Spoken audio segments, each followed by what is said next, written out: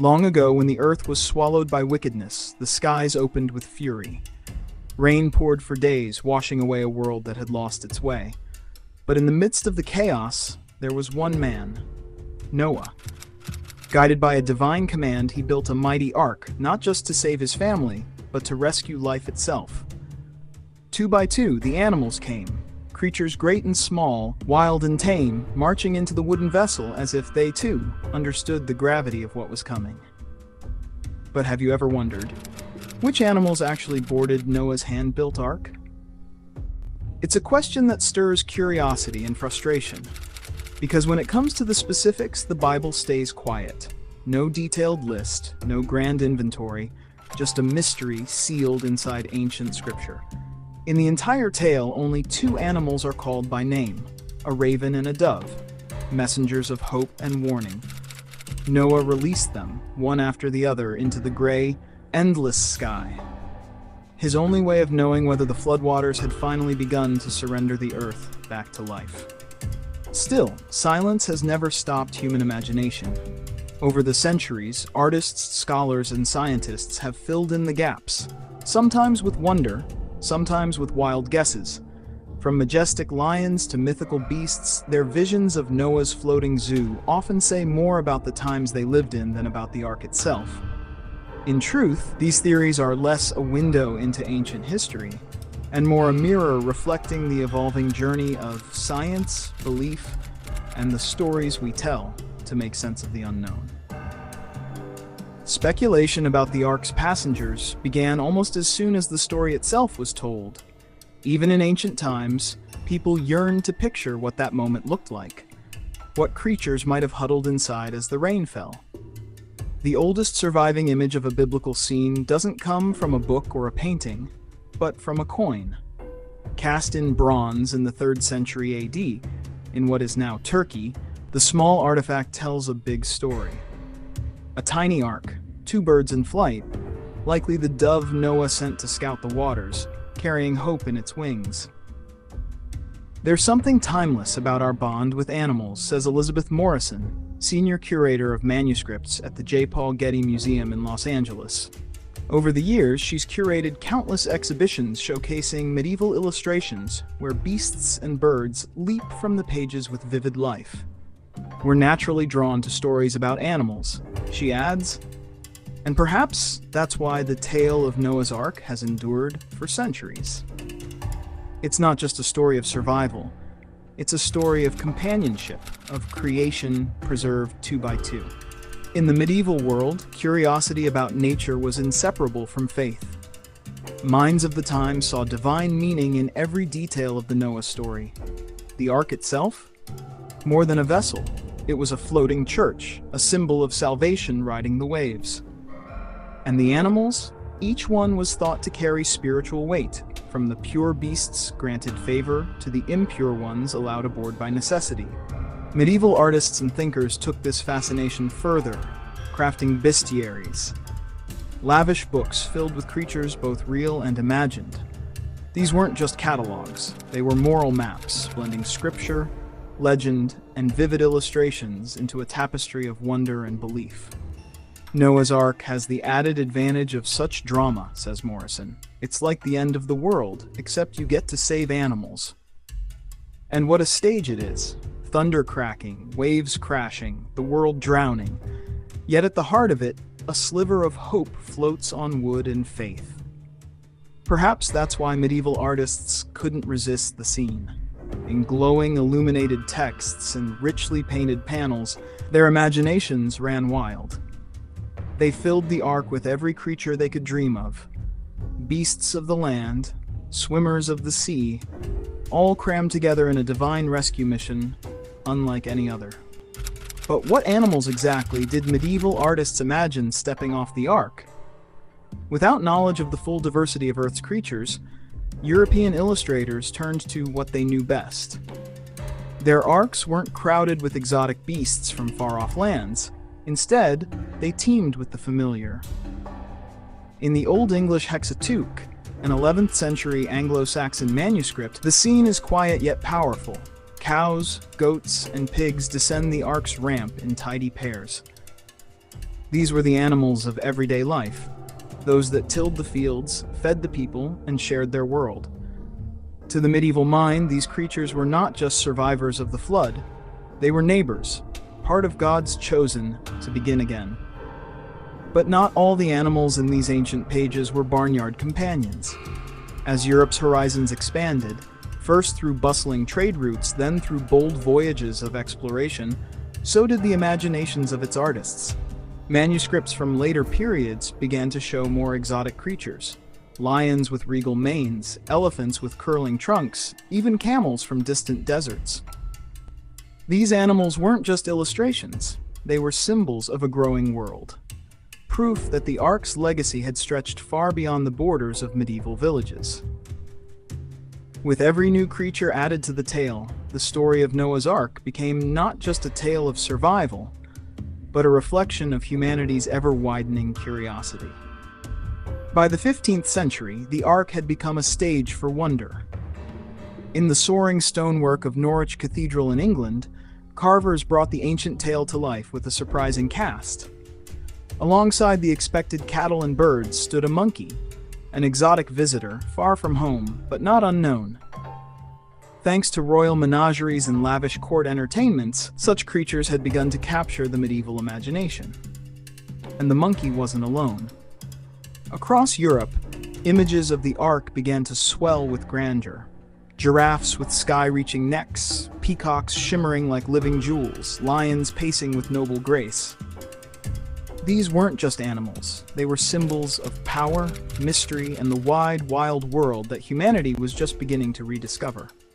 Among the animals carved into the stone by the Norwich artisans was something truly fantastical, a unicorn.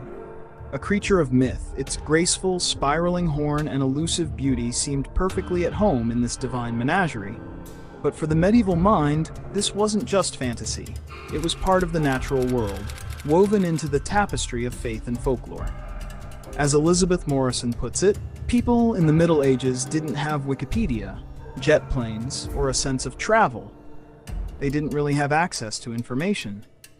For them, the boundaries of the known world were limited, and the imagination was free to roam.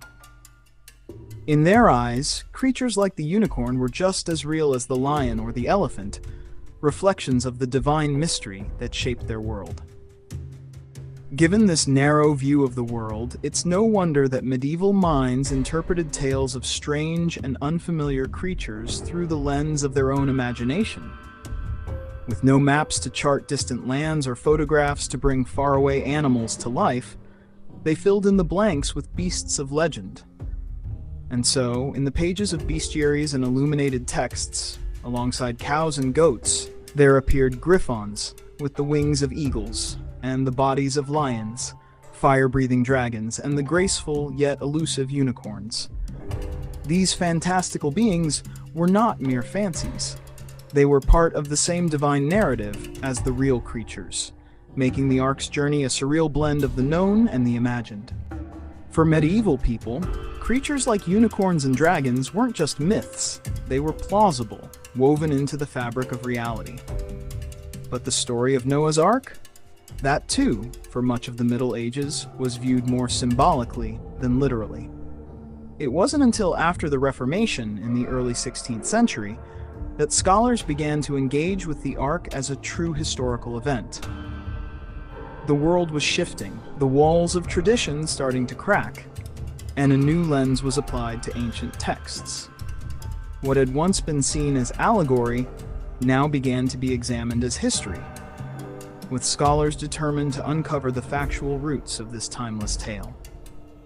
This shift in perspective wasn't without its challenges.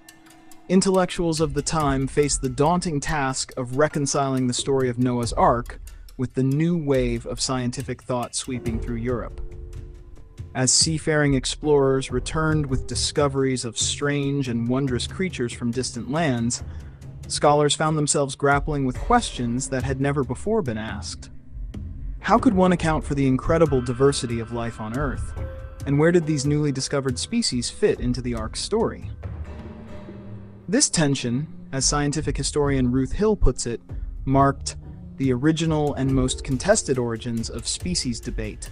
long before Charles Darwin's name would ever be spoken. And so began a flood of competing theories, each trying to explain how so many creatures could have fit onto that fabled vessel. The theories that emerged were as varied as the animals themselves. Take Jean Borel, a French mathematician who also went by the name Johannes Butteo. He proposed that only 93 types of mammals had boarded the Ark, and that the rest of the animal kingdom had been spontaneously created from the mud, no Ark required. Meanwhile, the Spanish Jesuit Benito Pereira took a different approach, suggesting that creatures like flies, which thrived on decaying matter, hadn't needed a spot on Noah's ship. After all, they were born from the very corpses on which they feasted. But perhaps the most curious theory came from British explorer Sir Walter Raleigh, who speculated that hybrid animals like mules hadn't been on the Ark at all, because they simply hadn't existed in Noah's time. Each of these thinkers, in their own way, was trying to reconcile the biblical narrative with the rapidly expanding world of discovery, each one adding a new layer to the great debate over the Ark's true nature. By the 17th century, the tension between science and scripture was reaching its peak. The world had grown immeasurably larger with each new discovery, and the old stories, those that once seemed so certain, now appeared harder to reconcile with the flood of new knowledge. One such thinker trying to bridge this widening gap was Athanasius Kircher, a German polymath and Jesuit scholar. In 1675, he published Arca Noae, a book that sought to answer one of the most pressing questions of his time. How could Noah have gathered, cared for, and housed so many animals on a single ark? Kircher's work didn't just explore the logistics of the ark. It was an attempt to bring together the divine narrative of the Bible and the emerging scientific truths of the age, all while searching for a way to make both worlds fit together. Kircher's theories about life on the Ark were nothing short of imaginative, some might say absurdly so. Taking the concept of hybridization, which had been floated by Raleigh and other scientific minds, he carried it to new extremes. In his view, many land species weren't separate, distinct creatures at all, but rather hybrids, products of animal unions so unusual they seemed straight out of myth. Giraffes, for example, he argued, weren't their own species, but a strange blend of camel and leopard. And armadillos? According to Kircher, they were the offspring of turtles and porcupines. While these theories may seem wildly implausible today, they reflect the lengths to which thinkers of the time would go, attempting to reconcile ancient stories with the growing body of knowledge about the natural world, despite not always getting the facts right. Embracing the possibilities of his so-called hybrids, Kircher dramatically reduced the number of creatures Noah would need to save. In his vision, only 130 types of four-footed mammals, 30 species of snakes, and 150 bird species would be required to repopulate the Earth after the flood. It was a bold, almost fantastical proposition, one that seemed to stretch the limits of reason. As scientists Olaf Breidbach and Michael T. Gieselin later observed in the Proceedings of the California Academy of Sciences, Kircher's approach to research had reached its breaking point. He carried his style of research about as far as it could go, which was to the point of collapse. Kircher's theories were so imaginative, they threatened to unravel the very fabric of scientific inquiry, leaving behind a legacy of ideas that, while creative, couldn't withstand the weight of emerging facts. In an unexpected twist, the wild ideas put forth by Kircher, Butteo, and their contemporaries didn't just fade into the background. In fact, they laid the groundwork for something much bigger, the very concept of biological species. Before these intellectual experiments with Noah's menagerie, the idea of classifying and ranking animals as distinct species was virtually unheard of. But as these scholars pondered which creatures would, or wouldn't, make the cut for the Ark, they found themselves driven to categorize life in new ways. In their search for what made an animal Ark-worthy, they began to define traits, group animals, and classify them. Their mental gymnastics, though flawed, pushed science toward the development of a system that would one day become the foundation of modern biology. The concept of species emerged just in time. As Ruth Hill points out, the idea that all the animals of the earth could have been crammed onto Noah's Ark was rapidly becoming highly implausible. After centuries of speculative and sometimes fantastical interpretations of biblical creatures, both scientists and artists began to move on. But in their efforts, whether imaginative or analytical, they inadvertently left behind crucial stepping stones. These early theories, though flawed, had nudged humanity closer to a deeper understanding of the natural world. The Ark, once a literal vessel of salvation, had transformed in the minds of many into a symbol of scientific inquiry, an ancient riddle pushing mankind toward the classification systems that would eventually reshape biology.